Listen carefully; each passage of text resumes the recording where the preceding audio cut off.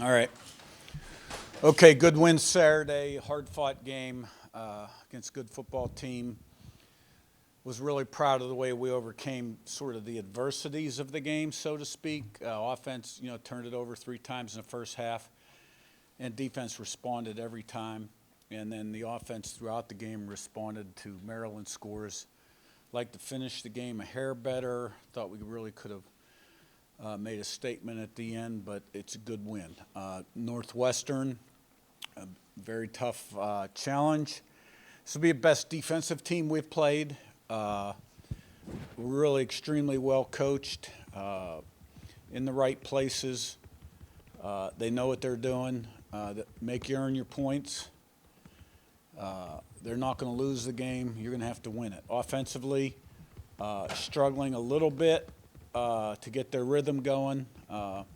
Quarterback position's been a little inconsistent for them, but have some dynamic guys. Kickoff return guy, 96-yarder against Washington, plays some running back too. So looking forward to having a good week in preparation for this, next game. You talked Saturday and then again today about overcoming adversity. In your experience, how does that manifest itself when a team maybe does have to grapple with some of those difficult moments for the first time and see itself come through? Defense pulls the offense up, Yeah. offense pulls the defense up. When you come out the other side of it, Right. what does it look like? How do you see it? Well, to me, like that's part of coaching is you're sending those messages in spring football practice, fall training camp. How are we going to respond when this happens, that happens? It's the way we play the game, never too high, never too low. So, you're not emotional about the circumstances of the football game. You're focused, on the here and now and what's your job and keeping your poise and composure. And, when you get 11 guys doing their job consistently, that can happen. Going into the season, you kind of talked about some of the things that you thought would be strengths: wide receiver, running back, defensive line. But is there anything that you've kind of seen through the first 5 weeks that maybe has surprised you in terms of a position or even a player? Just that is that something that maybe you didn't anticipate before the season? I mean, I don't really look at it like that. To me, all the areas have to improve because you do get better or you get worse. I think we've played fairly consistently for the most part in all 3 phases, but definite improvements that can be made. And, with every success comes belief. And this is a team that's a little bit on a mission, and Northwestern's the next one up. Curt, in talking to the players over the course of the season, it's pretty clear that they embody the message that you want them to embody in terms of buy-in and in terms of Right. what your kind of vision for the program is. When you're recruiting players and once you have them too, how do you kind of build that? How do you kind of see that kind of vision of buy-in? How do you try to recruit that? How do you try to build it once they actually Well, it's all get here? about the people, you hire and recruit.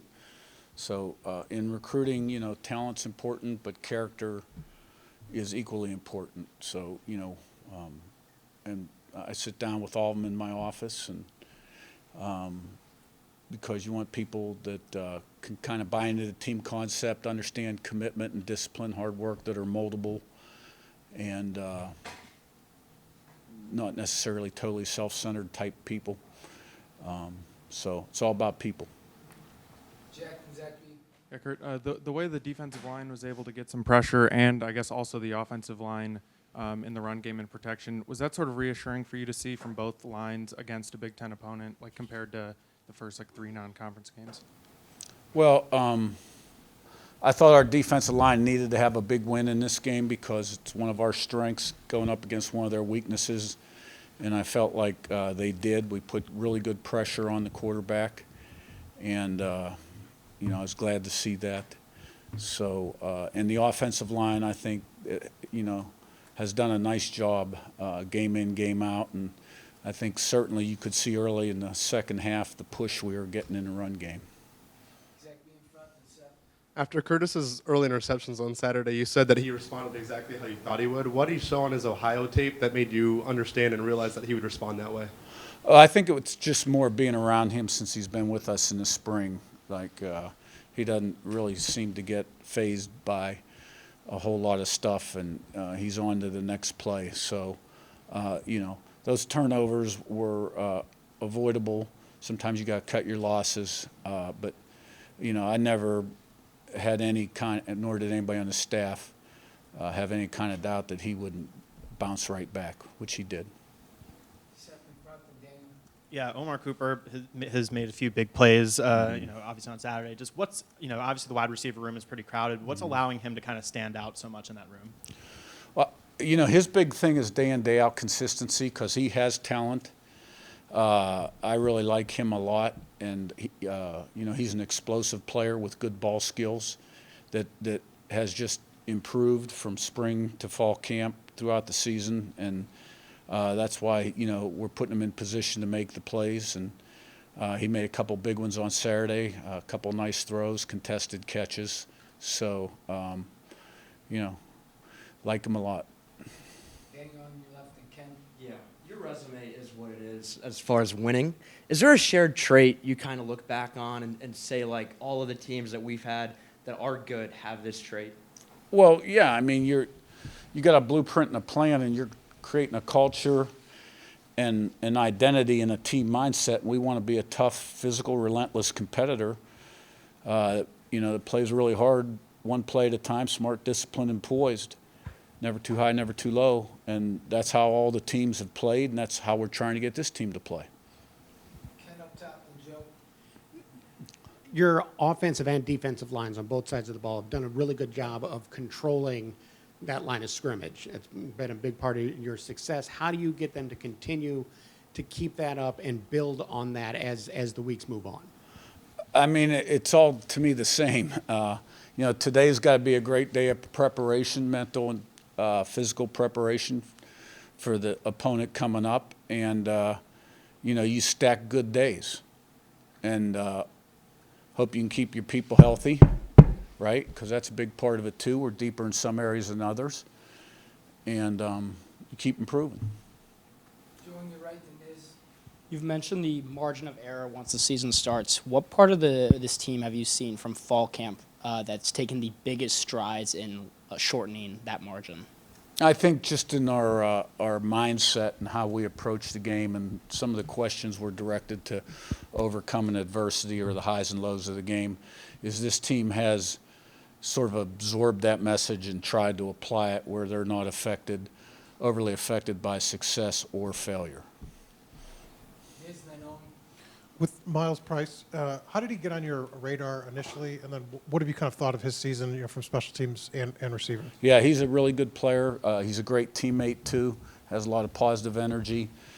Derek Owings knew him from his time at Texas Tech. Derek had been at Texas Tech, and we liked what we saw on his tape and in our conversations with him. I think he's done a tremendous job. When you got the job, did you kind of seek out those connections for transfers, or do those guys offer them, or say this is a guy that maybe stand out? Well, I mean, the guys are in the portal. You evaluate the tape, and I think Derek came to me. This is a guy we ought to look at real hard. He's a great teammate. He's great for the locker room, which he is. Yeah. On your right, and Jim. Hi, Coach. We talked about the offensive line a number of times. I was just wondering, specifically with Coach Bosad's approach, what do you kind of like about his approach developing that group, and how have they kind of, owned his teaching the last few weeks? Yeah.